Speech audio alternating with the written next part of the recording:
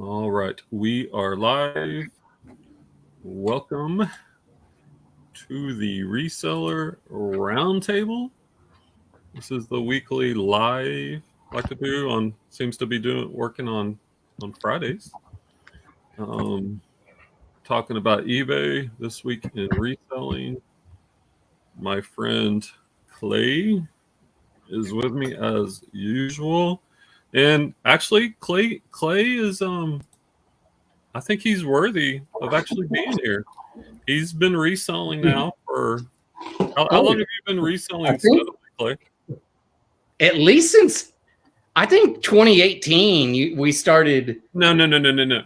At least no, but that you got me into it. I think in 18, if not 19, because like that school year for sure. You know, but I think fall of 18, or was it? Oh wait, because so we taught that last year. I wanted to quit the year before. Remember, and you and Angie, we went to eat in Well, yeah, I Waxahachie. mean, I know like how long you've been reselling, but like you haven't been actively reselling Oh, not like, yeah, I until do it in spurts. recently. Like, how long have you been back to reselling? Maybe 6 weeks. That's pretty good.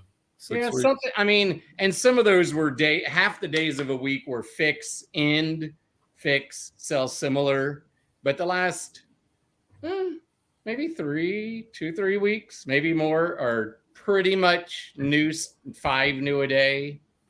Yeah, and I think 5 a day is very Because respectable. last fall, that's about what I did. Plus, it was just Q4, and generally, I had some decent stuff like you, good to better, and it worked. But Right. So I officially consider Clay a reseller again versus just comedic relief.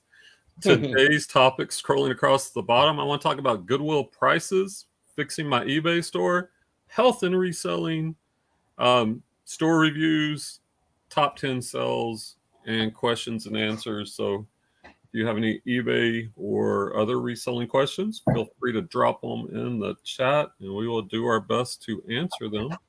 I'm a six-figure reseller. What am I doing currently? Oh, I guess currently I'm listing 16 per day. I have about a 5,000 item eBay store, which I am in the process of shrinking as I'm changing my model around. So there are my credentials if needed. All right, so let's talk about the first topic, and I've talked to Clay about this already this week. Goodwill prices. I'm at this stage. I'd consider myself a shoe reseller. I've sold everything in the past. For a long time, I was doing nothing but clothing. That's where I got most of my currently 5,000 listings. I'd probably say a little bit over 4,000 are closed. Um, but I don't know. A couple of months ago, I switched to shoes only, and in my shoe model, I have a couple of different thrift routes. And one of them is Goodwill. In our area, there are tons of Goodwills. There's probably 50 Goodwills in the DFW. I don't know, maybe a year ago, the Dallas branch really raised their prices. And I haven't been back really much other than an occasional drop by. Like, I think like their base price is like $9.99. But here's the thing, they will also individually price shoes that they think are worth more money above that. And so I've been focusing on the Fort Worth branch, which, let me see, their prices per shoe is like, I think it's $8.99 or $7.99, one of those. So it's a little bit cheaper, and it's been a big part of my shoe reselling business. Well, this last Tuesday, I went out on my route, and on a typical day, in 4 hours. Usually I do about 4 hours. On a full day, maybe I'll do 8 to 10 hours.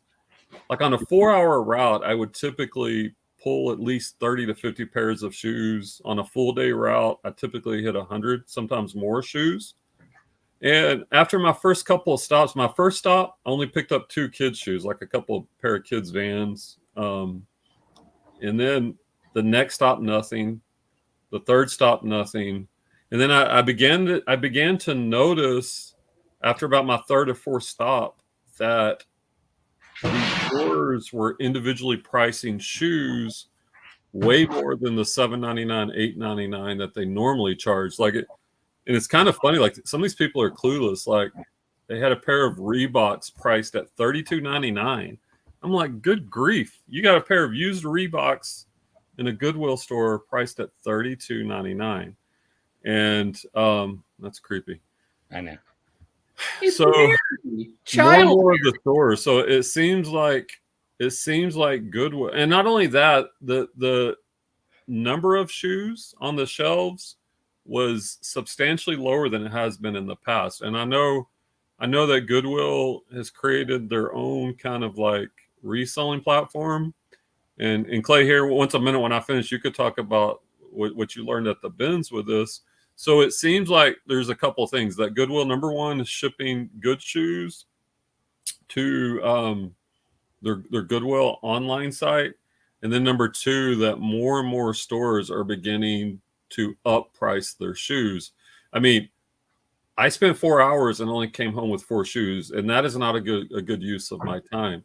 So basically Goodwill at this point for me is not, and there can be exceptions. I'll always catch them slipping here and there, but overall, it's not a good use of my time to source Goodwill for shoes where I'm at. So do you want to talk to them about like?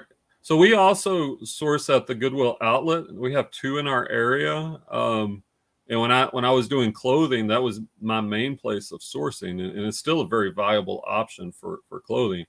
But Clay, you were talking to one of the employees about shoes. You want to share what they told you? So the Dallas bins, I've been a few times recently, not for Brian, but just like a couple weeks ago. I don't know. I had Ubered I took Dad to the doctor and whatever, spent like half a day, and was like, I got to go pick up someone. So I don't want to Uber, I've been sitting all day. So I went over there and I was like, man, it's all and they've expanded it, probably doubled the size of the Dallas one. It's ginormous now. No, the Dallas one. Remember, they expanded. Oh, they expand. All right, so they expanded. Yeah, they moved stuff to be, whatever. The clothes they get, they open up more of the warehouse. Mm-hmm. And I was talking to this lady. I don't know. We just started talking, and I was like, "Yeah, it's all clothes." I was like, and then it just hit me. I was like, it must be because they get more clothes that the higher ups are like, well, let's put out more clothes. Oh, let me rewind. When they first expanded, rewind before that. The shoes at the Dallas bins used to be pretty paired up. I never picked up many. Pretty good. Like that was one of the places I was sourcing for a while for shoes. Yeah, and I never picked up many shoes. Every now and then a few for him, but I was sourcing clothes for him or my miscellaneous non-worthy of eBay clothes to sell locally to my lady. And so I hardly looked at shoes also because it would be crazy at first. And then, and unlike Fort Worth, where to find 2 shoes within 3 feet of each other is like lucky. In Dallas, they're like rubber band, or you had really good odds of leaving with like 6 pairs of shoes, even if it's just for yourself, let's say. So then when they expanded a little bit, I noticed the clothes and shoes were in different rows and stuff and starting to not match as much. Then when they doubled the size, the shoes didn't match. And Brian met me there, a month ago, and you saw that. We both had when they doubled the size of their space, I expected to see more shoes. Same here. And we both had like a good Hoka or a good this, and like, and then I didn't go for several weeks. So then I'm there a few weeks ago, like I said, and I'm talking to this lady, and one of the employees, I don't know his name, but we recognize each other. I'm like, hey man, how you been? And he's like, yeah, I heard you talking. And I said, well, am I right that my theory of most of the stuff, and this is the big warehouse for Dallas, at least. It's what, like several football fields or more. I mean, it's just it's ginormous. That's why I make fun of people when they're running out to the bins, and I'm like, "Oh no, they're running out." No, they're not. Yeah, no, they're not.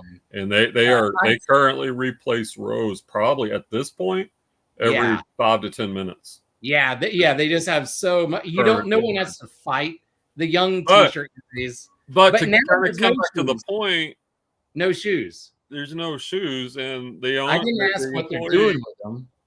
So it seems like, I mean, the logical conclusion is they're shipping them somewhere to sell them online.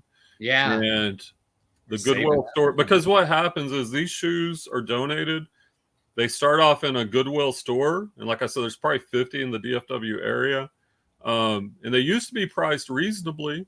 And if they don't sell after X amount of time, they were going to the Goodwill bins or the Goodwill outlet, as it's called, and then they sell them there for much cheaper. And so it was very valuable both ways. But they're now making changes where, number one, they're raising the prices in the stores. Number two, they've marked up individual prices on shoes ridiculously too. And sometimes it's like, y'all have lost your minds for these beaters that you're asking $25 for a used pair of beater shoes. Like they're crazy. And then number three, I think they're shipping them online to be sold. Yeah, it's so basically at this point, other than if I've got dead time just to drop in, like Goodwill is not viable for shoes. And I know I've talked to a lot of people, and it's not only shoes. It seems like their prices, even on clothes, has risen as well. So what that's done for me is I'm still sticking with shoes right now. I'm hitting other thrift stores, high volume thrifts. I'm hitting mom and pops. Sometimes I go to garage sales, plan on hitting a flea market to test that out. And I've also added new shoes into the mix, retail arbitrage.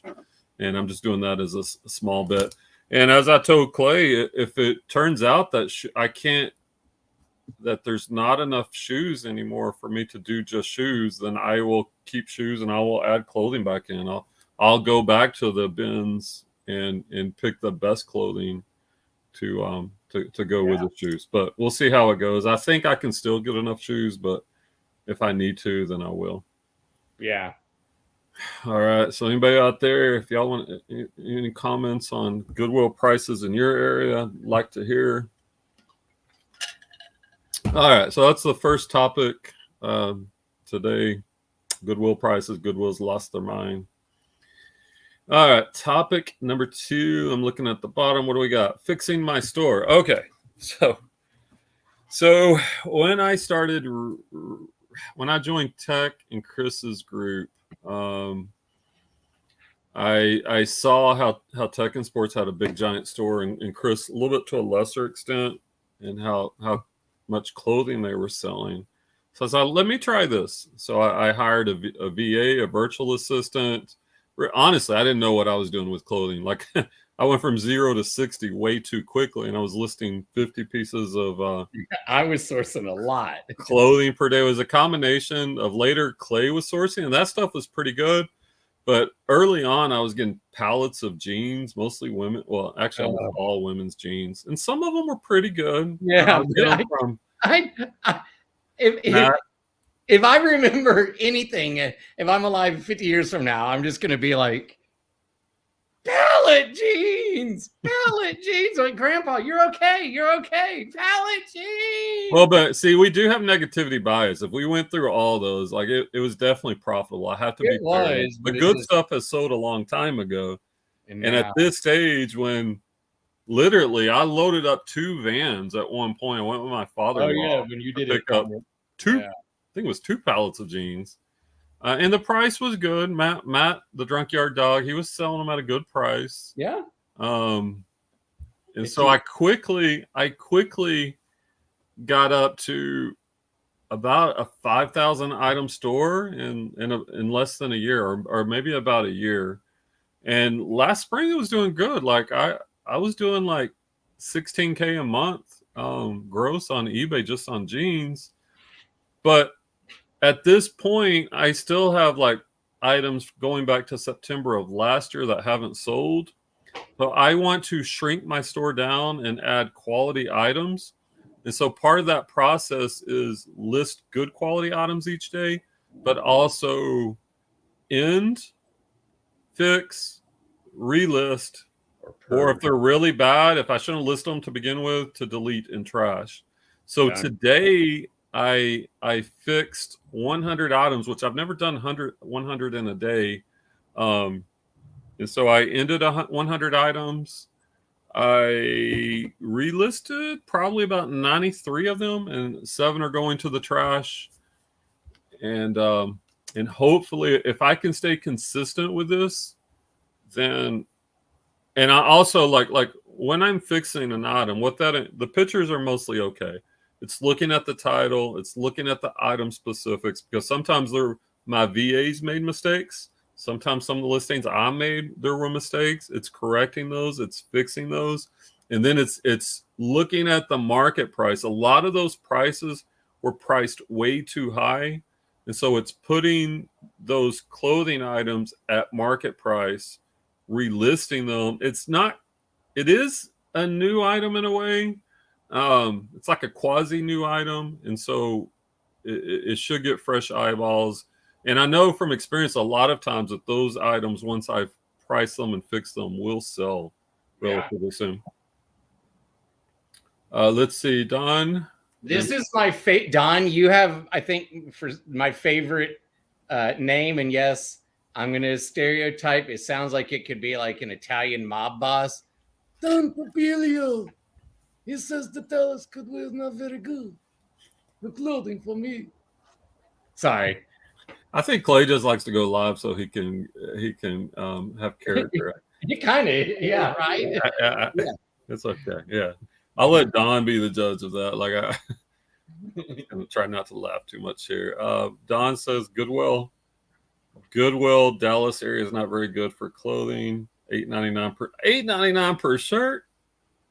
Oh no, you got to go to the bins. And when I get to my top 10 sales, I do have a couple of pieces of clothing in there that I've got that sold for over 100 that I picked up at the bins. So as I said, if I can't get enough shoes to do shoes only, I will mix in clothing, and I will source probably at the Goodwill outlet, the flea market, and garage sales, because clothing is so abundant. That is the advantage of clothing. But I think in the past, I tended to buy things just because they were cheap. And Clay's the same way. Like, we've both kind of come to terms with this. It's better to buy less items and get good quality items that will sell for good money and quicker. Yeah. Yeah, he said, yeah, for sure. The people sourcing for me are not very good. I had to take them out and, take them out. So here's my question to anyone out there. Like how do you, and I should have said this too before. I do have an aged inventory system. So these were items that are also on sale for like 50% off. So another factor to consider is that I believe, I don't know, I've heard between 6 to 9 months after an item is listing, it becomes stale and it kind of gets repressed or suppressed in the eBay algorithm, and it's not as likely to show up. So that's another good reason to do it. What do you guys do with your older inventory that hasn't sold? Do you have an aged inventory system? Do you do markdown sales? Do you fix your old items? Just curious what other people do. Clay also fixes. Do you do a markdown sale in addition, Clay, or do you just fix the old one? No, I haven't done a sale. I need to do that, but part of me, it's not like I'm against it, but since I'm already, the new stuff that I'm listing or fixing, I'm pricing it like at, kind of the market or below, and I'm promoting pretty kind of whatever eBay says, and some I'll add more because I'm like, whatever, more fees, more stuff to write off, and I'll still make it's income, but I haven't done a sale in a while just because, yeah, I don't know. I'm like, well, I don't know if that makes sense. I'm like, I'm already selling stuff cheaply, I feel like, for now, but maybe like in a month I'll start doing, after I've been listing. God, what, a month from now will be another 150 listings. So maybe by then, yeah. So I just keep moving stuff. I think it is most important to price that market to begin with. So that's fine. I will say in eBay's quality listing report, they basically rate you like a report card on a bunch of different categories, and that is one of the things they look at, whether an item has a promotion, whether it's a coupon or a markdown sale. So maybe we look at that later or something. Yeah, we could always look at that. I actually made a video on that. Like as you know, I don't know. I don't look at certain things because some I don't even know about, and right now I'm like, I'm not an expert, but hey, at least I'm selling. That's all I'm worried about, and it's a good step. You're right. Better. As long as I'm doing that, I'm doing something better than. So my markdown inventory sell, once it gets to the oldest items, yeah, I fix those. I relist, fix, relist, make sure price is right, fix any mistakes. But before that, like when an item is listed, I don't do a markdown until it's been on the market for 30 days. So basically I have different tiers. So an item that's been in my store for 30 to 60 days would be at, say, like a 10% markdown sell. Then for each month beyond that, I would raise it up until typically I get to like a 50% off. And then typically I hold it there, because if it's a quality item and if it should sell at 50% off. Understanding that some items are out of season, right? Like your sweaters and your jackets aren't going to sell very much in the summer, but they are now, and vice versa. Right now, you're not going to sell as many shorts or swim trunks, but you'll sell tons of those in the summer. So, all right. Topic number 3. These are just kind of changes or things I've noticed this week. It's health and reselling. I think it's easy in resell, especially for resellers, to work too much, to eat poorly, And what I noticed is, like, for me personally, I'd gained a lot of weight. I was tired a lot. I was working a lot, but I was just like always groggy and tired. So this week, starting Monday, I was like, okay, for me, I know that a healthy keto diet really works, where I cut down on the carbs. I eat healthy fats, moderate protein, and low carbs. And then I allow myself like a cheat day, usually on Sundays, where I kind of eat whatever, because I do love food, obviously. You can get fat for nothing.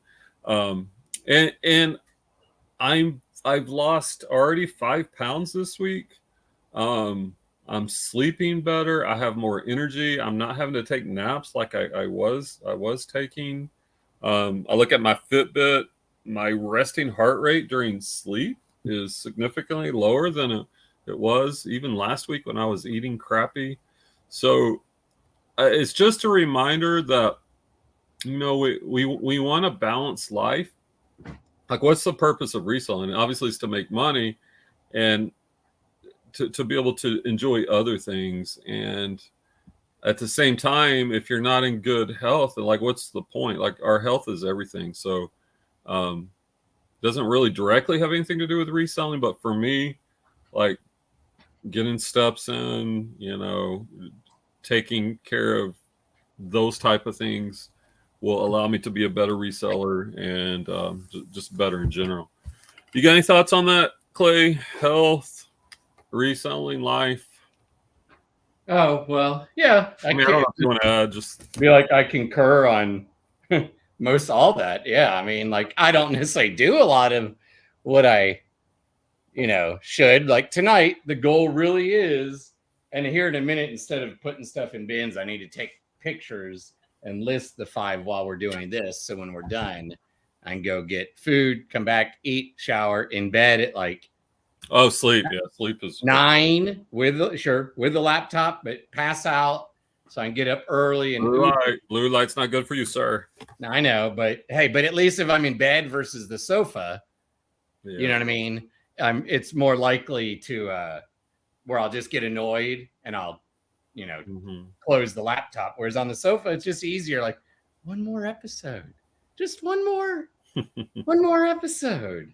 Yeah. But tomorrow I need to crank out a good day before that engagement and the Mavs, and Sunday need to drive a little before game and after the game, and so yeah, that's why I'm gonna forget bringing more stuff out to the garage. I got some stuff out. All right, you're off topic, sir. You're off topic. Yeah, so I know. We're pulling back in. But I think I am gonna. I know, and you're gonna say, "Hey, just run some before you sign up." But that indoor marathon, I do think that I am gonna sign up because it's not till the beginning of March, so I have the rest of October, but November, December, January, I got 17 weeks, and it's in Milwaukee, so easy to get to. Unfortunately, the Bucks aren't home when I'm there. I already looked at that, but maybe Marquette is. I could see them play. It's fine. When you talk, I just get your stream of conscious, like right. Just trying to follow. Okay, so yes, I think having something to look forward to and scheduling something, I think that's fine, because sometimes you need that to get started. And I think we need to keep that in mind, like when we're reselling, like what is our why? What are we trying to achieve? Clay resells so he can wear women's. There are some cool women's coats I do have that I have kept, yes, because they're better than men's. They're cooler. It's like some are pimp looking, but hey, who cares? Because that also, not that I'm super woke, but who cares if you're wearing a woman's coat or a man's coat, whatever. As long as it makes you happy, doesn't really matter. Unless I'm gonna leave all that alone. I'm like, okay, yeah, well, find your happy. Growing up, I would imagine in your house, boy, that would have gotten your butt kicked or something. Yeah. Eat whatever your happy thing is, whether it's running, wearing women's clothing. Hey, it's all good, guys. Right? Whatever makes as long as you're not harming others or doing crystal meth or something, All right. So yeah, we want balance. You got to be healthy to be your best, whether it's reselling or whatever, just to enjoy life. Got to try to be like Mary Lou Retton and balance on a beam. Thanks, folks.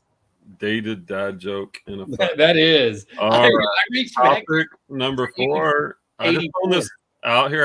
I've done videos on this in the past when I was actually making content. A lot of people request store reviews, so I know there's only a few people actually watching. But if anybody wants a store review, feel free to throw your eBay, or we can do Poshmark too.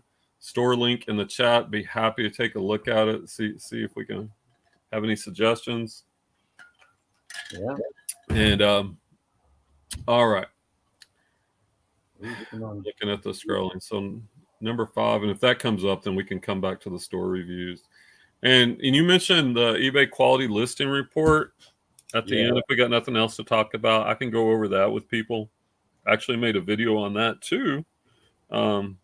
For my channel, and there's a lot of information there. Like if you don't understand the eBay quality listing report, I think understanding the basics of it's very important, and I'll go through that here after we do the next, which is the top 10 sales. I used to make what sold videos. I haven't been making any videos. I just like these lives, even though not a lot of people watch. So I'm going to share my top 10 weekly sales. And then we'll look at the eBay quality listing report. Hey, Val, if you're free and you want to join us, let us know. I can shoot you the link. If you just want to lurk in the chat, no pressure. That's cool too. All right. So let me know, Clay, because I'm going to share my screen. So if there's any comments that are relevant, or if Val wants to join us, let me know. All right. So I'm going to share the screen. Hey, beep, beep. Come here, buddy. Come here, baby. Here. Okay. Is that sharing, Clay? Not yet. Add to stream. Okay, come on. What are you eating, Val? All right. Now it's starting to. So here are the top 10 sales. I'm going to start with a bonus sale so this would be technically number 11. This is eBay sale.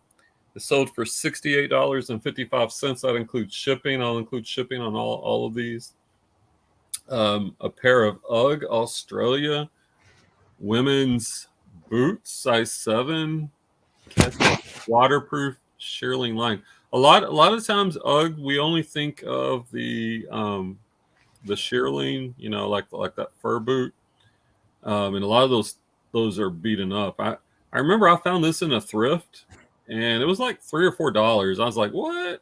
I can't believe I found a pair of UGG boots for $3 or $4. But anyway, UGG does sell things besides those type of boots, and typically that brand is really strong. I've also sold UGG men's shoes, and those sell for good money as well.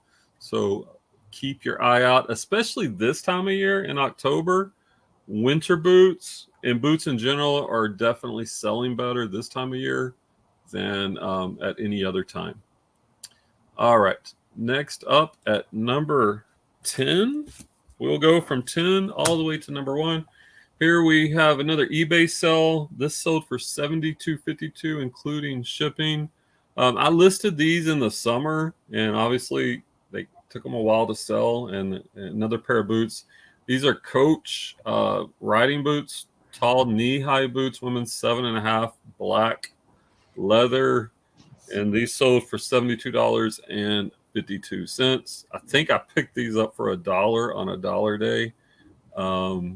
Surprising some of the things that you can find if you just consistently hit the thrifts. Next up at number 9, actually I only had this for like a week or two. I recently picked this up. A lot of people don't know about PF Flyers. They look like, oh wow, old school. Or Converse. Yeah. That was before Nike and all that. Yeah. Yeah, this is kind of like the original Vans or almost like Converse. Yeah. These were in good condition. They had black leather uppers, and what are they? Men's size 10. I took an offer on this with shipping and handling. It sold for $72.99, and these sold real quickly, like within a week or two of being listing. So be on the lookout if you don't know about that brand. A lot of people don't. They only know Nike. There's other things besides Nike that will sell, guys. All right, next up at number 8, this is a Poshmark sale. So if I add the shipping, these sold for around $75, $76 on Poshmark. And here's a strategy I use on Poshmark. Every Thursday night, I send offers to likers on everything for the week, and I do that on a tiered system. Like the first Thursday of the month, I do a 10% offers to likers. The second Thursday, it's 20%. The third, which was last night, I did a 30%. And this sold on that 30%. So I had these listed at like 100. So these sold for 68 plus shipping on Poshmark. These are on Cloud Running, or on Cloud Venture is the model of this one. It's a waterproof trail running shoe. And these sold for like 75, and you could tell like most of the on running will have like the lined regular running, but you could tell by the tread on these that these are for all terrain for trails, and these were in really good condition. Probably could have got a little bit more, but it went into it went into my regular Thursday night offers to likers, and I prefer to move things quick, even if I don't get all the money. I'd rather get things flipped, because I don't know. I probably, from my experience on clouds or on running, sometimes some of the thrift stores they haven't figured out that some have and some haven't. So sometimes I think it's the look of it is some of it literally. Because they are weird, the bottom, you know what I mean? Like, yeah.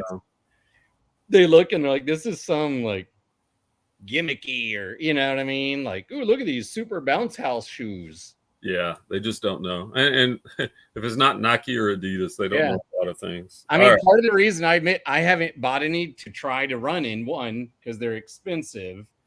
Yeah, they're like, and I 100 like certain ones like the Hokas and Brooks, but also because they just look weird. They're growing on me, and I know that's a dumb reason if they're, especially if they're good running shoe, but I'm like, I don't know, they just look so weird. Well, we know Clay has a very distinct taste and very strong opinion. Like we all, yeah. Hey, and on race day, I think you maybe more than most. I got to have my uniform, my outfit. That's a big part of my mental game. We know this. Uniforms matter, people. Number 7, top 10 sales of the week. Here's another sub niche that people miss out on, are men's dress shoes. Here's a pair of Allen Edmonds Warwick monk strap loafers, size 9.5D. I sell a lot of Allen Edmonds, and these aren't even in immaculate condition. They're in good condition. This sold for $87.99 with shipping, even with moderate wear, not horrible. I mean, you could tell right here that they haven't been worn that much. And yeah, and the thing about Allen Edmonds, you'll find the model name on the inside of the shoe.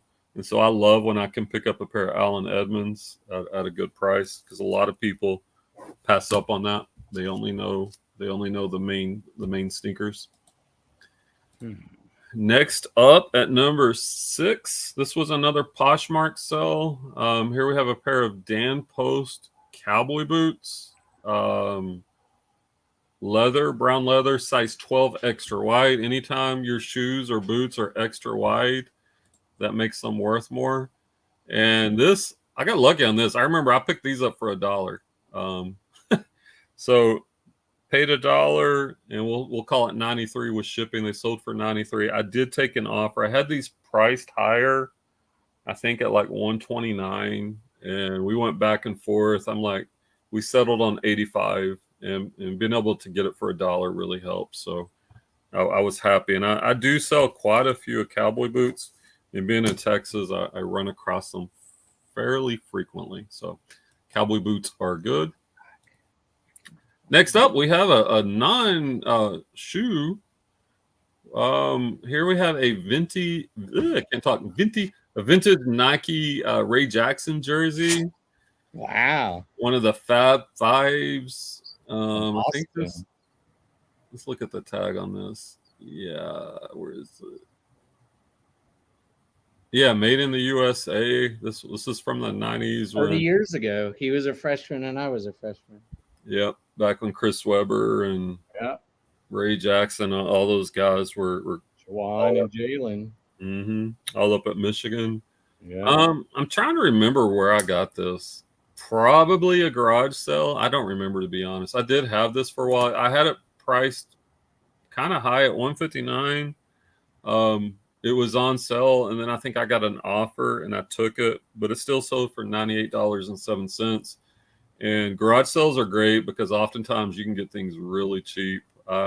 Remember one garage sale I went to, I think I found a signed Peyton Manning jersey. There was a Manning jersey. There was a Brett Favre jersey, and there was just a regular Nike Super Bowl 50 jersey. And I think I paid like $10 or $15 a piece on those. But I think 3 of the 4 jerseys sold for over $100. And so I killed it on that. And the lady was getting rid of her husband's jerseys. I'm like, ooh, I don't know if he knows, but it worked out for me. It didn't work out for him, but it worked out for me. He must have done something to piss his wife off. Don't do that, guys. A Brett Favre. And I know he's been in the news doing some shit about Mary. Yeah, he has. That's a whole. I haven't read much because the headlines say it all, but it's one of those deals, not to go into it, but it's just shocking. You're like, really, dude? I know. I like Brett Favre, and now I'm like, dude, come on. With all the money you made, you didn't need to be scammy. Come on, dude. And he didn't a couple years ago. I think he had a certain cell phone picture scandal, I think, that Yeah, Brett's got some issues. He needs to get some work done. Yeah. Got some stuff going on. Yeah, he does. Yeah. Number 4, this was an international sale. This one went to Brazil. This was a pair of Vans OTW Bedford Timber Collection sneakers, like I guess like a special edition of these Vans, size 11 and a half. Shipping to Brazil, it sold for $114.98. I do use pirate ship, and I usually make some pretty good change on the shipping using the simple export on pirate ship. If I ever get back to making videos, I'll make a video on how to do that, because a lot of people don't know about pirate ship for international, and I typically make pretty good profit just on the shipping. All right. Next up at number 3, another Poshmark sale. This is my first successful retail arbitrage. I used to do this, I don't know. I've tried just about everything in reselling. There was a while, I don't know, 2 or 3 years ago, where I was focusing just on finding new Nikes and getting them at a good price and reselling them. I've restarted this about 2 weeks ago. It's still a small part of my business. I do hope to grow it to be a bigger part, maybe even the only part at a certain point. But the problem with this is it costs money, like it costs more money to buy new shoes. But anyway, these sold on Poshmark. It took about a week. Got a pair of Nike Air Max Thea mid women's size 10 sneakers. They sold for $129 plus about $8 for shipping, so $137. I paid $35 for these. So after fees and everything, I netted $70 to $80, and that is definitely, I want more of that. And so I was really happy to get that pair of brand new Nikes. All right, got 2 left, guys. Number 2, second best sell of the week. Got another pair of cowboy boots. These are vintage Justin cowboy boots, black shark skin, made in the USA.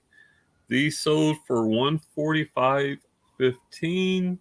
I don't remember where. I think I might have found this at a Goodwill before they lost their mind. So I probably paid like $10 for these. And to sell with shipping for $141, you can say that $127 plus shipping. I think shipping was like $14.99. Cowboy boots are definitely a good seller.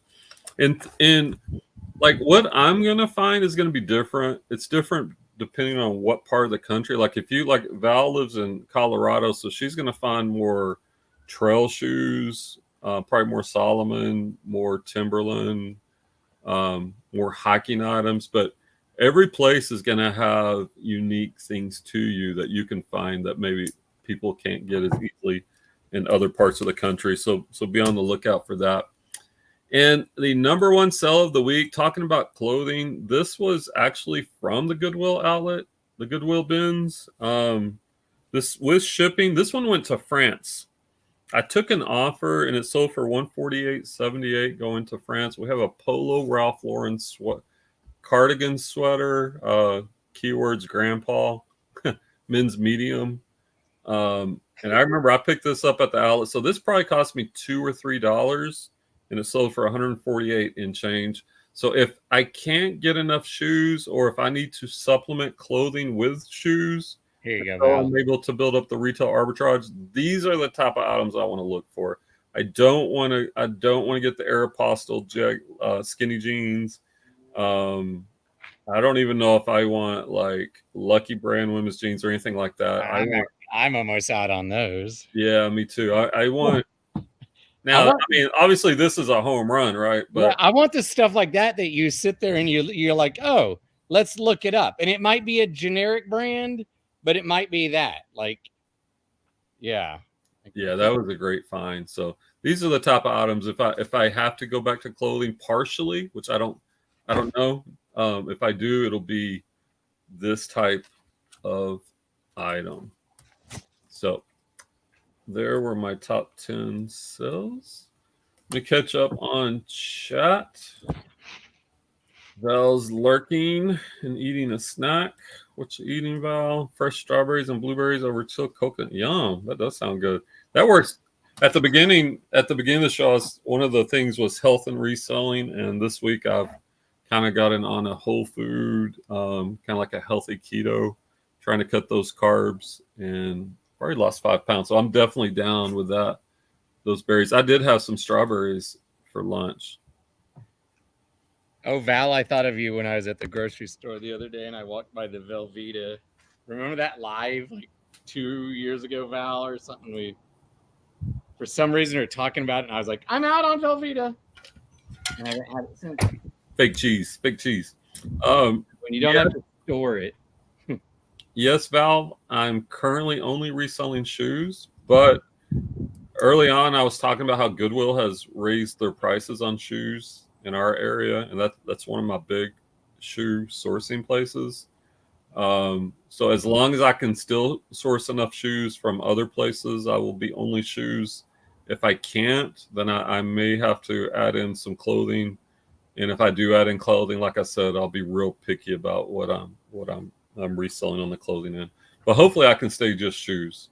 And I'm also working on fixing my store. Like today, I ended 100 items on eBay, fixed them, changed the price, and relisted them. So I'm also trying to repair my store. So like today, that was my main focus today. But if everything keeps working, yeah, it'll be all shoes. Al says I need to look more into men's shoes at the Springs bins. Nobody looks at them. Man, yeah, most people only look for Nikes. Like missing so many good items. Which Nikes were those that were interesting? I don't remember. Trying to think. I don't know. You first picked up the polo sweater, did you think it was going to be worth that much? I didn't have a price in mind. I knew it was quality, and you could tell it was cable knit. It was thick. Oh, by the way, it's 100% wool. It was Polo Ralph Lauren. So yeah, I didn't look up comps at the bins because prices are so cheap, but I knew it was going to be worth money. In my head, I'm like at least 50, but when I looked up comps, it was obviously worth more than 50. So yeah, I didn't know the exact amount, but I definitely knew it was money. I was currently doing a variation of Whole 30. My last visit to the oncologist, and I weighed in at my heaviest weight in my life. Like, yeah, the struggle is real. Like I was close to my heaviest last week. I was at 265. I think my all-time heaviest is 272, and just seeing the scale, also noticing my clothing isn't fitting. And I've just been feeling sluggish and sleepy and tired. I was like, all right, I got to do something. So, Whole 30, yeah. But for me, it's even cutting the carbs way down. Like that really works for me. I've lost 5 pounds this week and feeling better. And I'm holding out to Sunday. Sunday, I will have at least a cheat meal, maybe a cheat day, just because I do love food. But I figure if I can do 6.5 days out of the week right, I'll be okay. Val says the more I photograph and resell, the less I eat. So working more is help. Yeah, all right. So we need to encourage you to list more. If you want accountability partners, we're here. Hey, Val, we got Clay. Clay is now a consistent reseller. He's been listing about 5 a day for about 6 weeks. So you got like 33 or 34 sales this month so far with what, 8 days to go? Just took pictures of this faux fur-lined jacket from the 60s or something. So I'll at least get my pictures and start the draft while we do our show. So like I said, then it'll be easy and I won't be up late. I know Clay's been. Thanks, lady. Yeah, we're proud of Clay. Just got to keep it going. All of us have to like try to grow. And I think it's easy. I don't know. It's easy to get sidetracked, and everything kind of ties together. Like I was saying earlier, like nutrition, health, business. Like in the One Thing by Gary Keller, when he talks about, and I'm sorry, I'm mixing my books. Atomic Habits by James Clear.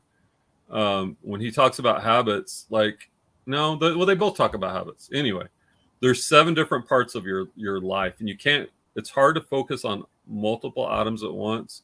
So like they recommend picking one area and getting that down, because on average it takes 67 days for a habit to form. So like right now, Clay's in the process of forming a listing habit, and he's well on his way. And like And for y'all, me, go ahead. Sorry. let me finish then I'll hear. And for me, I'm in the process of creating a healthy eating habit. And so if I can do that for about 2 months, that habit should be set. Go ahead, Clay. Well, for some of you, y'all won't get this. This is more of just for Brian and Val, but for my worst money coping mechanism, sure, just been a month, but hey, month. Because I text Angie about a month ago. I said, I pinky swear. And I know this is going to sound childish to you, Don Pepe, but like a pinky swear, like that's like the ultimate swear. You pinky swear, you gotta, and Angie's like, if I do it with her, then, so I gotta I've had some rough nights where almost, gave in, tried really hard to, be done, but hey, month in. So, gets easier. Yep. Oh yeah. That's right. Those Air Maxes, the new Nike Air Max. That was probably my favorite sell of the week, because as I'm adding new shoes into the mix, like it's a little scary because they cost way more than used shoes. And I'm like, well, does this still work? It's been a couple of years since I've tried it, and I've only been doing it for 2 weeks. So to get that first sell, like kind of really, I'm like, okay, this does work, but I can't go all in just because it costs too much money. So I've got to slowly increase and keep apart. Like I'm budgeting X amount of dollars for new shoes each week. And then the used shoes. And if I have to, the used clothing. Yeah. Clay's been doing great. We got to keep it up. So those are the topics that I had for today. If anybody has any questions, we could also look at the eBay quality listing report if y'all want. I don't know if Clay, you want to do that or? Yeah. Anybody want to go skiing in the 1980s or 90s with me? Hot tub time machine it. That's a funny movie. I do like it because it's such a good mix of, like, I think John Cusack, a lot of people think like how he's just underrated, and his sister. I picked this up a couple weeks ago and I was like, oh, maybe if I go skiing, but I'm like, it's been 20 something years and it keeps growing. So we'll take pictures of it right now. All right, hold on. I got to download the report. It might take just a second, then I'll share it and we can go over it. Oh yeah. Tyrola, people, Tyrolia, however you say it, is good ski stuff. So that's why here, I'll show y'all. This was at the bin. So when I saw that and then the colors, you're like, okay, that's vintage. So I was like, it's at least worth, looking up. And then I saw the tag. For sure, yeah. Tyrolia by Head, what are comps on that? Let's look it up real quick. I can't remember offhand. Hold on. Let me export these pictures from the right time of year to list it too. Oh, and in a minute, maybe y'all can help me. That jacket that I just took pictures in the draft, for the size, it said 66. And then there was a space and it said 10. So while you were talking, I opened a tab and I was trying to like find a good conversion. And like, is the 10 the women's size, or is 66 equal to 10? But, All right. So while you're looking that up, I'm going to share my screen and we'll do a quick little tutorial for eBay's quality listing report. It is very valuable. So if y'all have any questions, throw them in the chat and Clay can relay them to me. All right, I'm going to share the screen.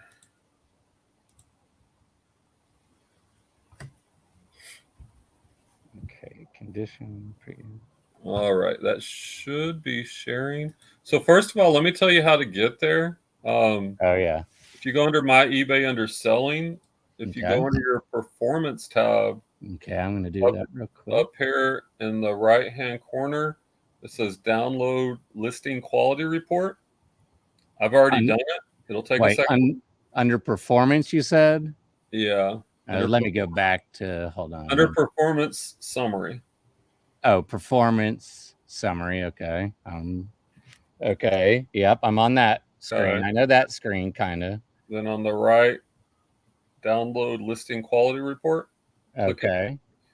And then that will open up this Excel sheet, which is what I'll use to kind of go over this. Oh, I see it. Okay. Yeah, I'm opening mine here. Okay, go ahead. Now that I have it. Thanks. Oh, no problem. Wait, what did I do? Oh, yeah. Okay. So, dang it. Hold on.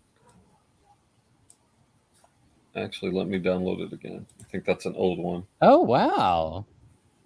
Oh, yeah, you told me about that. Yeah, like in women's jeans. I mean, hey, I'm happy with that. So as you see, it'll open this Excel men's sheet. Boots, used boots, I'm okay. I actually am like not too shabby, I feel like, for not really trying until recently. Well, what that says is very few sellers on eBay are really serious. Yeah. So when you open it up, nice. This will be what you see at the beginning. It's your summary page. And what eBay does is it breaks down your selling by these different categories. And it will give you your rank by GMV, that's gross market value.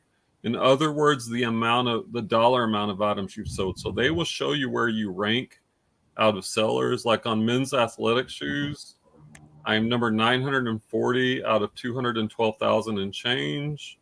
Out of men's dress shoes, I'm number 200 out of 55,000. Women's athletic shoes, I'm 1883 out of 94,000. Men's shorts, 330 out of 61,000. Men's new shorts, number 437 out of 22,000. Men's new jeans, number 994 out of 53,000. Casual button shirts, 632 out of 140,000. In women's used jeans, I'm number 351. When I was doing nothing but pallets, I got all the way up into the 20s on this. But that's really all I was doing was women's jeans. Now you can see I do pretty well in a lot of categories. So that gives you the overview. And it will also give you recommendations on how to improve your listings. You can click on that and it will go over that. If it's green, there's no recommendations. Most of mine have no recommendations. A few have Same some. Here, yeah. That made me feel good, yeah, when I just looked at that, yeah.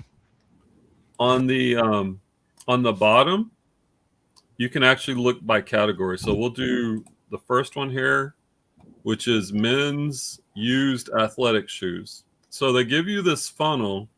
It'll show you the number of impressions in eBay search per day on average. In this category, men's used athletic, I get 272 impressions per day.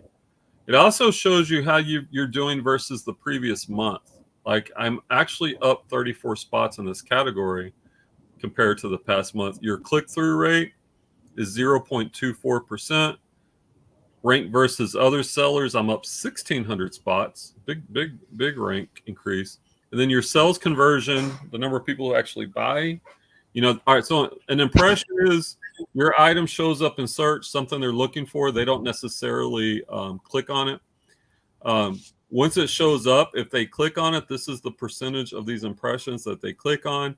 And once they click on it, if they actually buy it, that's your sales conversion. And that was up 414. So what I like to look at on this is this information up here, these more benchmarks. This is where a lot of good data is. So you just had to say the word benchmark and data in the same sentence. Oh, come on, man. You got to get over it at some point, Clay. That's traumatized by school trauma. Yeah, and I get it. I just hate the word benchmark, game changer, and data. So this will be your store. And then it will compare you, like my store, daily impressions per listing versus the top 10% of eBay sellers. And this is who I want to rate myself against the best. I don't want to rate myself against the bottom 10%. These are the dregs of eBay sellers, but you can see where you rank versus the top 10%, the bottom 10%. So, and then on click-through rate, and then sales conversion. So on brand, these are our recommended item specifics field. So I'm filling out 11 recommended item specifics compared to the top 10% of sellers are only filling out 6. Why is that important? The more item specifics I have filled out, the more likely they are to find my item. Then they break it down by brand. Well, almost everybody puts the brand in there, so that's 100%. And that's on this site in the same report. Yeah. You just See, scroll. mine, when I opened it, it said it might look different. So maybe, I don't know. Oh, there's different tabs. Okay, go ahead. Yeah, Sorry. you got different tabs. Like, see, this is for men's athletic shoes. I can look at any of these categories I'm ranked on, but I just click. I now see. I see Google shopping rejections, women's. Okay, I got it. Thank you. All right. So the next thing they grade, this is kind of like a report card. The number of photos, which currently is 12, they're about to expand it up to 24. But on average, I'm taking 10.9 photos, almost 11, compared to the top 10% of sellers is only 7.6. So I'm taking more photos, and that's important because the customer can see the shoe from more pictures. They can make a more informed buying decision. And you can see the bottom 10% are only taking 6.4 photos. So they're going to 24. So now it seems like you would want to have like 18 pictures. Well, I'm not what do you going think? to force it. Like on shoes, sometimes I think I could get a couple of extra pictures, especially if there's a flaw. Those extra pictures come in importantly. On the quarter turn or something. Yeah, so I'm not gonna force 24. Yeah, that's a but lot. Like if I can get 12, 13, 14, if it's relevant, yeah, I'll take it.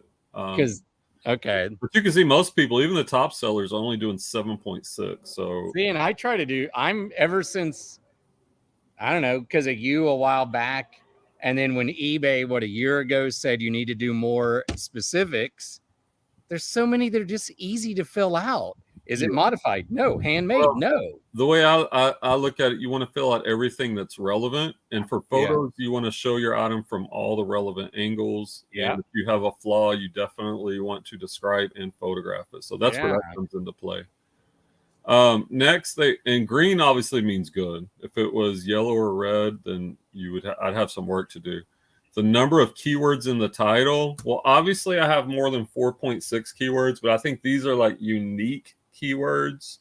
But you can see compared to the top and the bottom, I'm ahead of them. So I'm doing good in that area. Free shipping. Now, I'm at 0% free shipping. Some people like to do free shipping. The top 10% of sellers on used men's athletic shoes, 12% of them offer free shipping. I do think it's better for the customer, but here's what you got to keep in mind. I offer 30-day free returns. And what that means is I pay for the shipping back to me. So if I offered free shipping and free returns, if I had a shoe returned to me, it would cost me about $25 or $26. So most of my men's shoes, I charge $12.99 flat shipping. So they're paying that. If they want to return it, fine. They get the label. And then when it comes back, it's like that cancel. So I'm getting $12.99, but I'm paying for the return shipping. So that comes out even. So if I did free shipping, I would pay $12.99. I would pay the price of the shipping for the customer. And then I would also pay the $12.99 to get it back. So if they returned, if you do free returns and free shipping, you're definitely going to lose out money. The other thing as a top-rated seller with 30-day free returns, I get feedback protection. I can deduct up to 50% of return fees if they damage the shoes, if they do a false item not as described. So there's reasons I don't offer free shipping, especially on a used pair of shoes, and that hasn't hurt me with selling shoes. All right. Next thing is estimated handling time. I do same day shipping, which means an item ships on the same day. And what eBay, the good thing about this is you can set the cutoff time. So technically, even though I'm same day shipping, my cutoff time is 5 a.m. Like I go to the storage units to pull my orders, usually about 6 a.m. So so anything that comes in after 5 a.m. doesn't have to be shipped out till the next day.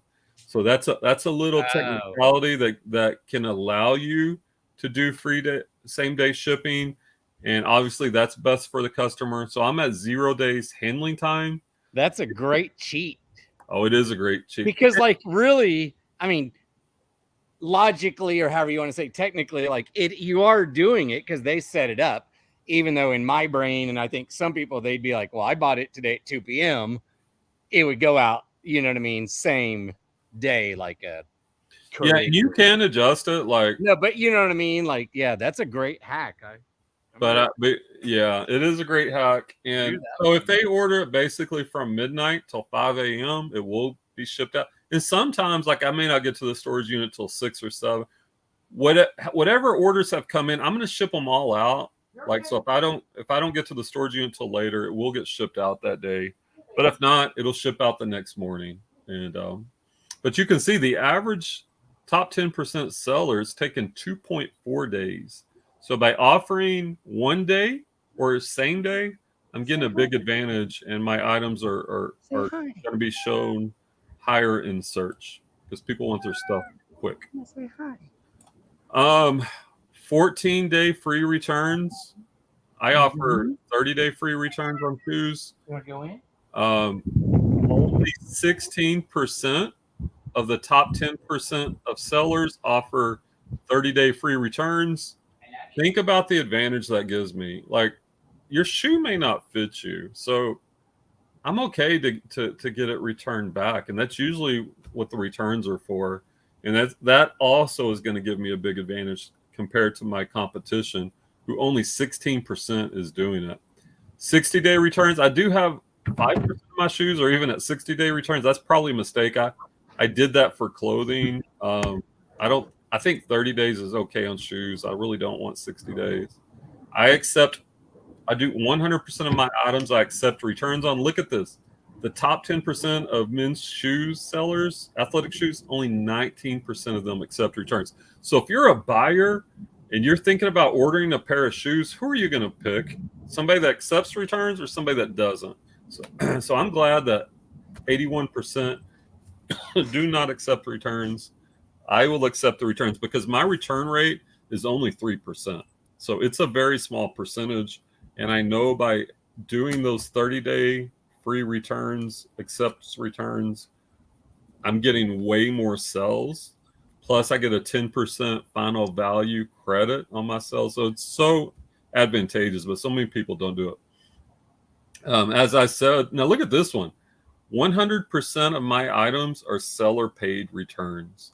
Only 5% of my competition is. That is such an advantage compared to them. It's ridiculous. So, is that okay? I'm looking at my spreadsheet. So mine is 100% accept return.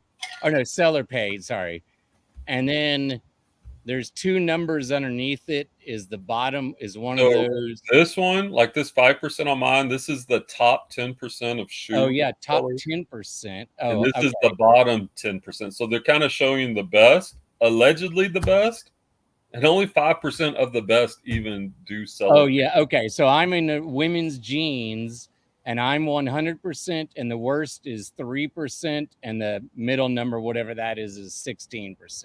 Yeah, that 16% is your top 10% competition. Okay, gotcha. Okay, smoking them, man, smoking them. I get it. Looking at number of keywords for women's jeans: 4.8, 4.2, 3.5.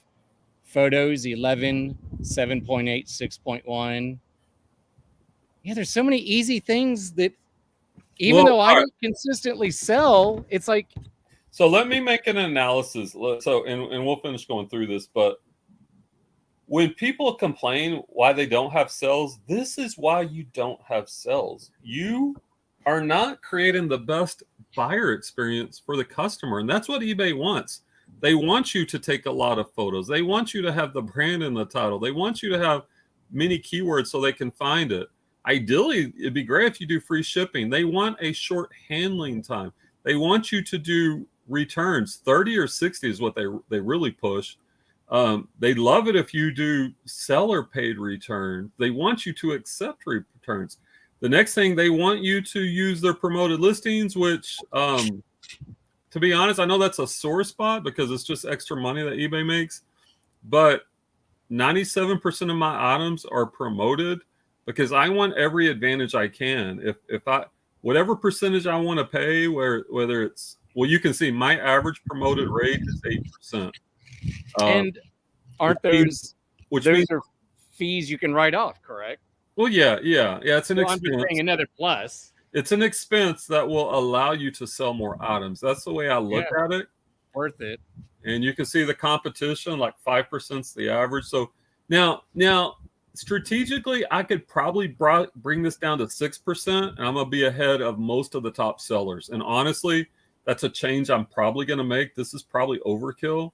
I want to be a little bit ahead of the top sellers. So if they're at 5%, my 6% should be good enough to give me the advantage and save me a little bit of money. And then let's see, order discount is not relevant. Multi-buy, not relevant. Sell event, they want you to run markdown sales, and you can see 61% of my items are on a markdown sell. I put my items in a markdown sell if they haven't sold within 30 days. That's why the other 39% is not here. I should do that then for sure.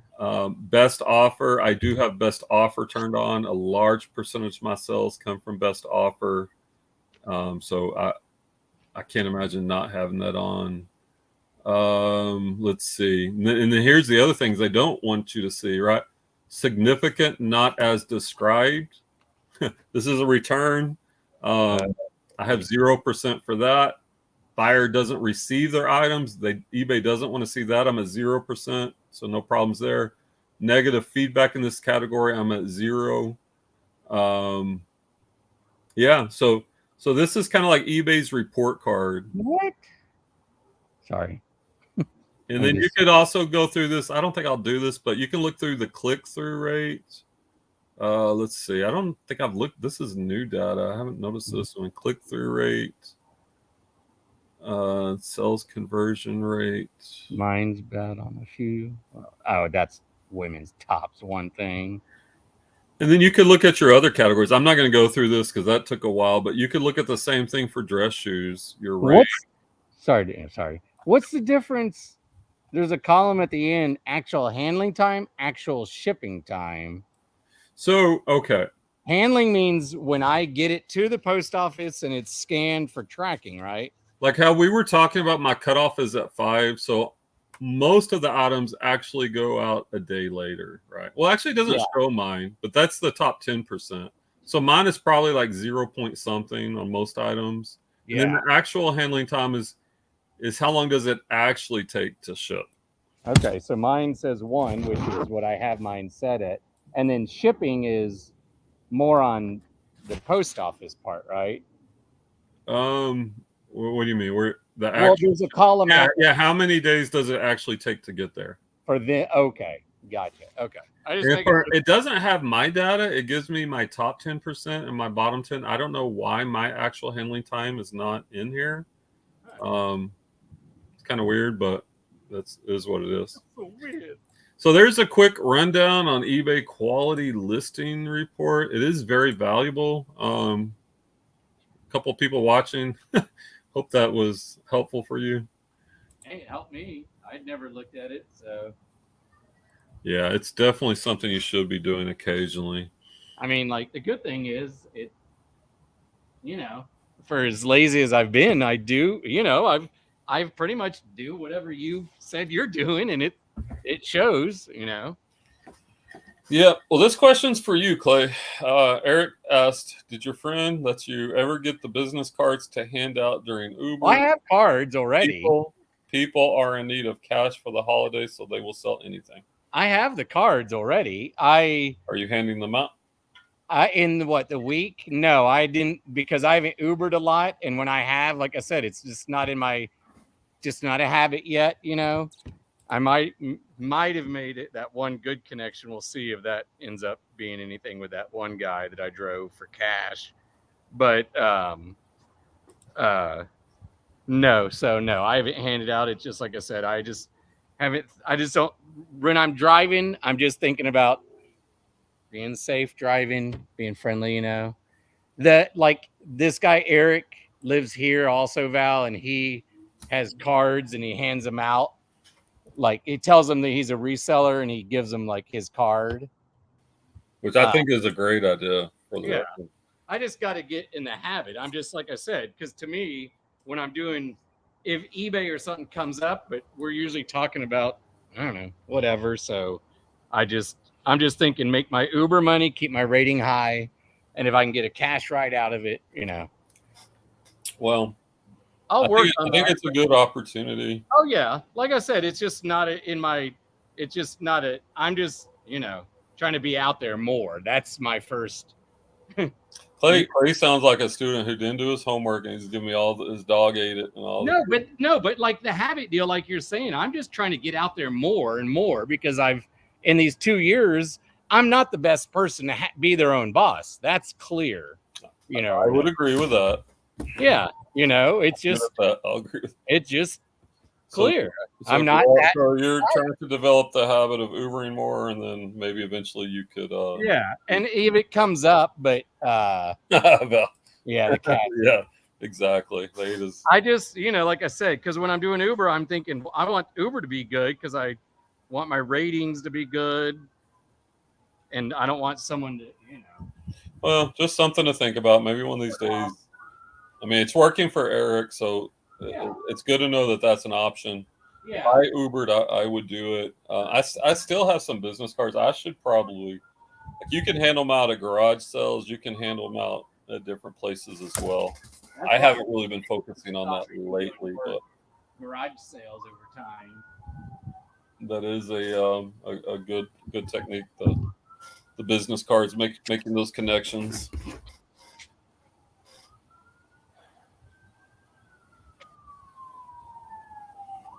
Oh no, you're there. Eric says he drives for Uber on the weekends, and I have business cards I hand out that say I buy used and new clothing, from video games to VH tips. Yeah, I love that. Eric. And he's had success with that, really good success. He shared, I think last week on our live, some home runs he got really cheap from doing that. Don't give me VCRs. Keep those people. Val says, or instead of handing cards, you could post a sign on the back of the front seat. Oh, yeah. Maybe I'll do that. That'd be easier, because that way I don't have to remember. Yeah, that's a great idea, Val. Because y'all know me. Like, you could have like a container. You could have the sign beside it. You could have the container with your cards where they get one if they want. And that way you don't have to feel pushy if that's a concern. Yeah, because you know me. I'm not one to ask for anything in life. That's just not my, and I don't want to, I don't want people to feel like they're being pushed upon, as opinionated as I am, because that's how I grew up. So I don't, I think the way I'd approach it, like if you have a natural conversation where it somehow comes out that you're reselling, then if they show interest, then it could be a segue. And if they don't, maybe you don't, or maybe you got the sign and the cards where they have access to it. That would work well too. Yeah. Oh, well, I'm not going to get that. I know it's my dad, but I won't. If you need to, it's fine. No, because I won't be back on the show. I mean. Well, guys, you see, Clay didn't learn to talk so much just randomly. Like, for those he follows his dad on that. And there's other factors that Brian and Val know, but oh no, I get it. I just don't think about it, is what I'm saying. When I'm doing Uber. Well, we're just saying maybe you should. No, I know. I said, I'm just saying, I think about Ubering first. He sounds defensive, guys. Well, yeah, because I just feel like y'all, you know how I work. When part of the reason giving you a hard sell, we're just saying, hey, it's something to think about. I know, but part of the reason, why I realized I've started listing, because you don't ask me about it.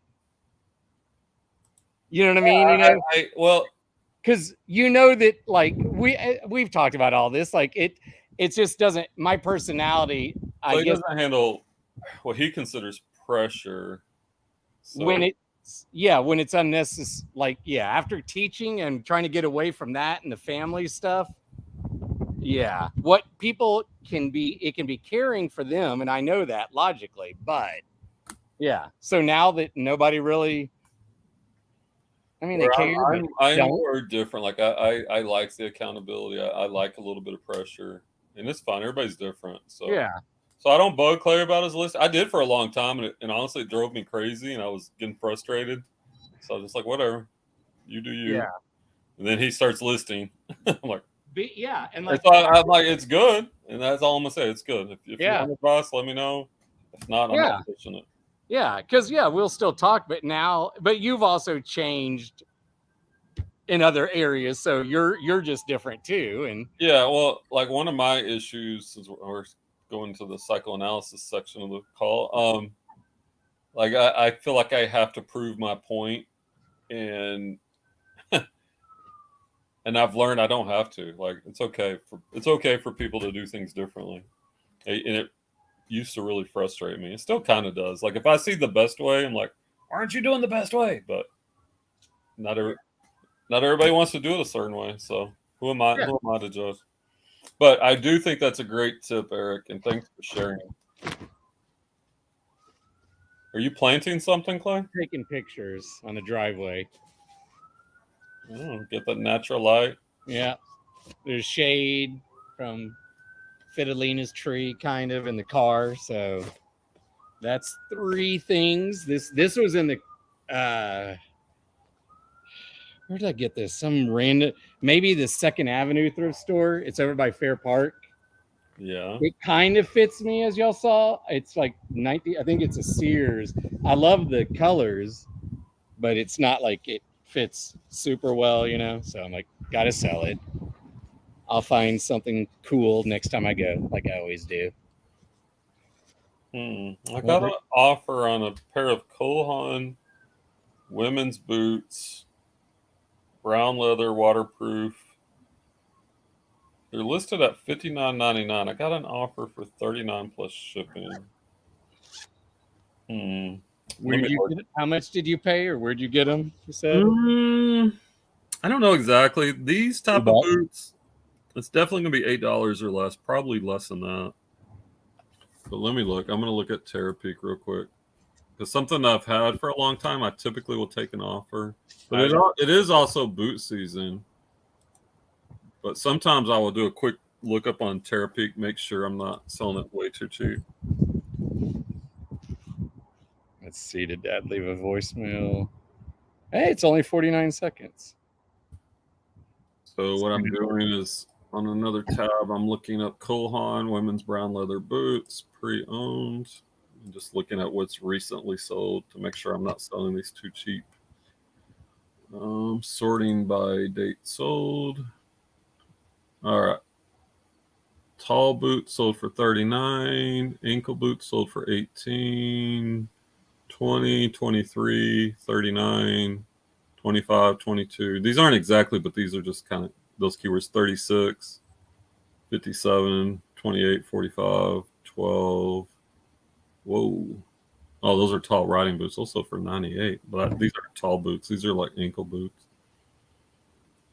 10 on auction, 9, 11. So yeah, it looks like it's a fair offer at 39. I probably priced these too high, is what it looks like.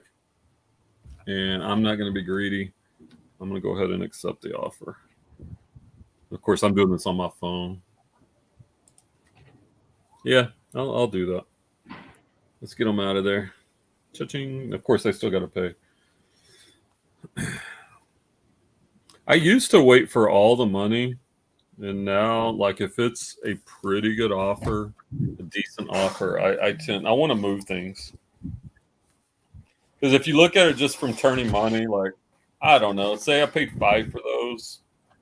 So 5 to 40, that's 8x in my money. Plus, I've had them for a while. I probably listed those. Looks like about 3 or 4 months ago. Yeah. Yeah, Jared's right. Get that money. Yeah. Don't become emotional about it. And the old me probably would have countered if I have it listed at 59 and they send me an offer for 39. Like, my instinct is to go 49. Let's meet in the middle. But the truth is, most people will never respond to a counter offer. I would say 80, 90%, they're sending you their best offer, and you either accept it, or most of the time that sale's going to go. Now, if they send an offer that's way too low, like if they send an offer for 10, then yeah, I'm going to counter, and I never decline. And this is all coming from Tech, like Jared knows. Like, these are all Tech's techniques that he's really influenced the way I look at reselling, and it's helped with my sales for sure. Oh, and also, since we've been on, I sold a vintage Texas A&M Aggies rain jacket. I sold a Calvin Klein sweater waiting on payment. I sold a pair of Lucky Brand ankle booties, women's, obviously. Sold a North Face hoodie, orange. I sold a pair of women's Roper clogs. I sold a men's dress shirt, Comfort Zone. There you go. Go figure that one. I sold a pair of Justin cowboy boots, Gypsy women's. I sold a pair of boys FootJoy golf shoes. These are all things that I've sold since I shipped out this morning. We were talking about Allen Edmonds earlier. I sold another pair of Allen Edmonds orthotic Oxfords. I sold a pair of Levi's 501s. I sold a pair of Colhan Grand OS shoes, a pair of Bourne ankle booties, a Merrill Moab hiking boy shoes. And I also sold a Nike Kobe Bryant 9 for $200 pair of sneakers, but this sucker has not paid, and I have a feeling he's not going to pay. But I have it set up on 4-day auto cancel, and I'll just relist if he doesn't pay. Yeah. Well, I'm selling a decent amount, but for the size of my store, Jared, I should be selling way more. Like, I'm also, like, today, I also fixed 100 listings today. Like, I really want to get my store, like, cleaned up, repaired. Like, listening to the last couple of weeks of talking about repairing your store, like, a lot of that junk I want out of there, and the stuff I'm putting in now is much better. So I'm trying to get rid of the dogs. So that's kind of the MO. So how are things going your way, Jared? How's the media world going? I know I heard on gosh, where was it? Was it the Tuesday call? I don't know, was it the Tuesday call or the podcast where you and Tech were talking about you had a return? Oh, I think it was the Tuesday call. You were asking about a return where they messed up. Was it a car radio? How did that doing ever lots of CDs and all that too? I think so. Yeah, I haven't talked to Jared in a while. Are you building any fire trucks? Isn't that what you do, Jared? Right? You're in Indiana, maybe, or something like that. Body shop, I believe. I can picture you.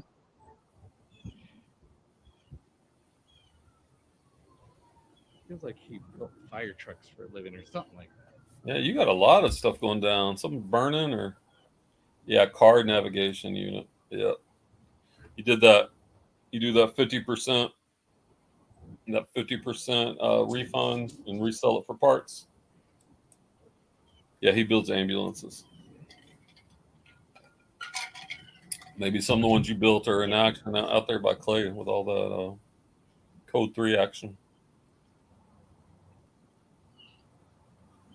Oh, that movie Ambulance with Jake Gyllenhaal, the bank robber movie, is pretty good. 2 thumbs up. That sounds horrible. I haven't seen it, but a movie based on an ambulance. That is so ridiculous. Well, it's a bank robber movie, but there's ambulances involved. I think it's so ridiculous. Eric's, thanks for dropping by. Good luck to you too, Eric. Yeah, I'm probably gonna shut it down here in a minute. Like what is it? It's 5:30. I'm kind of getting hungry. Like Dirk says, shut it down. Shut her down. Yeah, I got to pack and call Pop. Garrett said they scratched it all up, but I tested it. It tested good, so he took a 30% off deduction. That was nice. That's a good thing about the free returns. Clothes and shoes. No. I'm testing my item right now. The buttons work. How many are you listening today, Clay? Just 5. Yeah, I'm in dangerous territory. I'm asking. I'm just curious since you're doing it live. No, you can like no. Hey, I like that. But it's not because it's not the same as when it was. Are you listening? Or that's how it felt like, Right. And that's of course exactly what Brian sounds like, right, Val? But no, this is my 4th set of pictures. Then I'll grab one other thing. Because and then I'll pack and go take the 5 items up to the post office by El Phoenix. And I mean, since I'm like half a block away, I might as well support a local business, So you're craving some Tex-Mex? That's when Clay and I, whenever we go sourcing together or whatever, we both like El Phoenix. Get that Tex-Mex. And Clay will order the cheese enchiladas. Not too much cheese.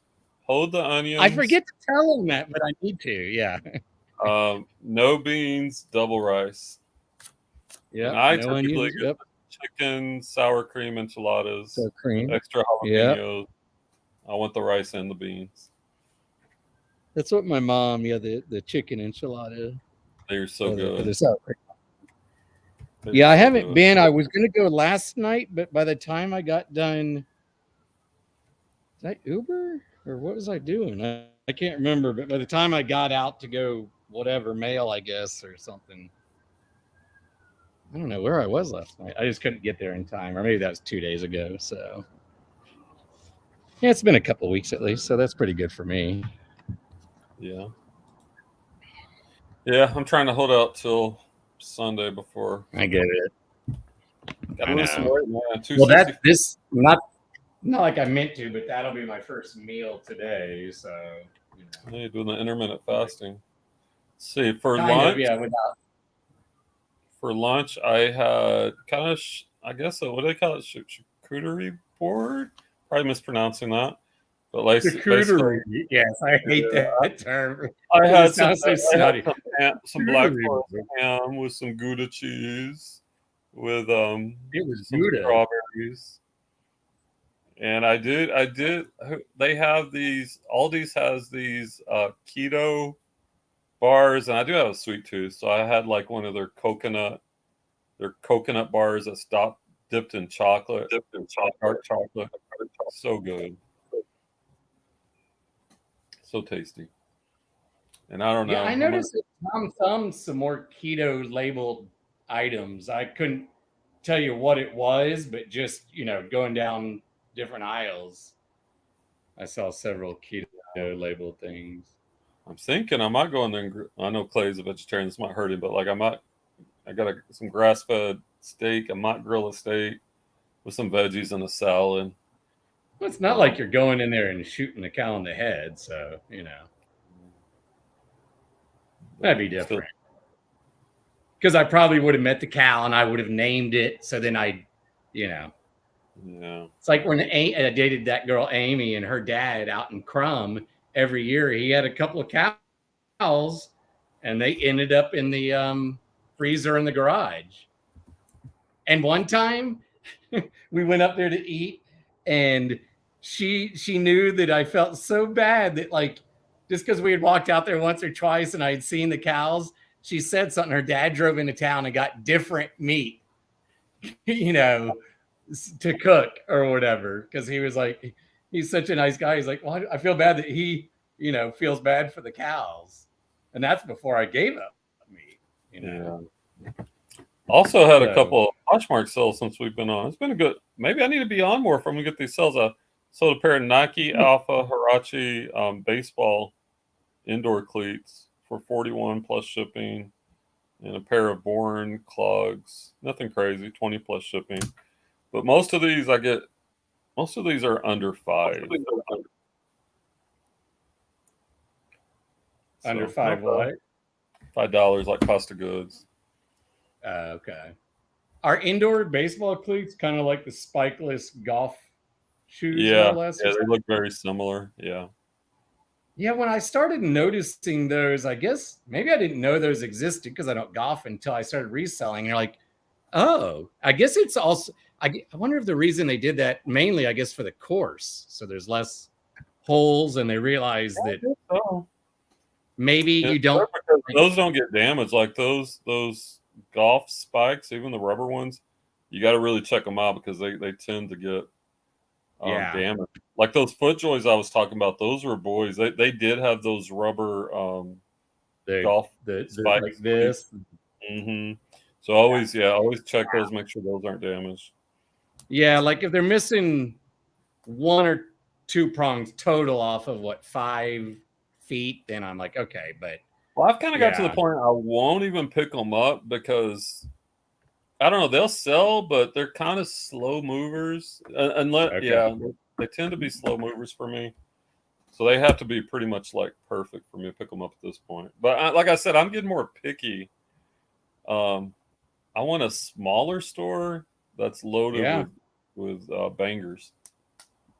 So, here, back to that Tyrola ski suit. It was only like 18 out of like 83 sold, and the prices, a lot of them had the line, took best offer, but the original price were like anywhere from 80 to 50. So I found one and I'm like, sure, I like that sold for 90. So we'll start mine at like maybe 70 or something. And right now, I just took pictures of this Orvis jacket, and like it's 90% sell-through rate. And this one I have looks like it sold for less. Best offer on it originally 58, 38.25. Well, if you open a Terapeak tab, you can see the actual price it sold for too. I know, I got to start doing that. Okay, I'll do that when I do my listing. Yeah, at least 30 something. I'll take that. Definitely. I'll just click on, or I'll do sort highest because they'll probably have the best words. And then hit sell. Similar, save for later. Ooh, there's one that's for $79.95 back in August. Let's see if that's similar to mine. God.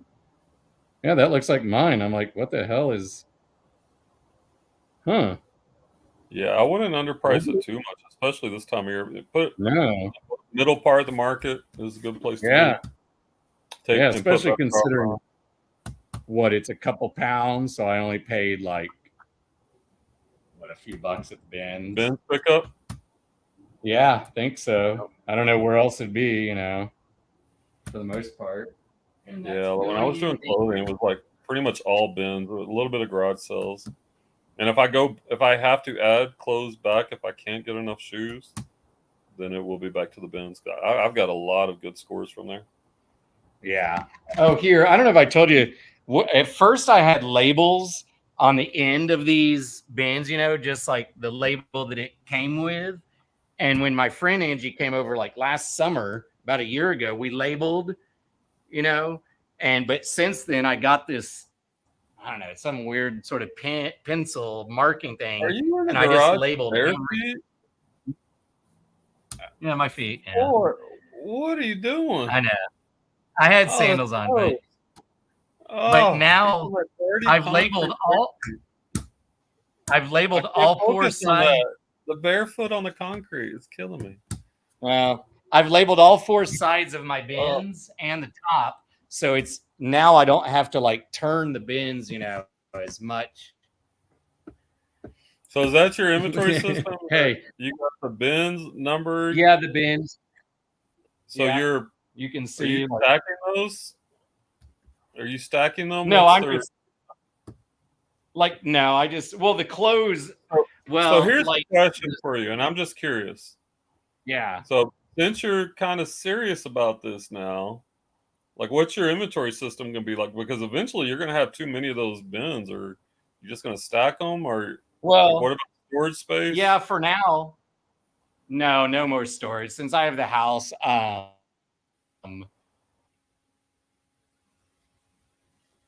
Because I can see, well, it looks like he lost connection. I can see like if you grow your store to a decent size, I don't know why I'm talking, it's not here.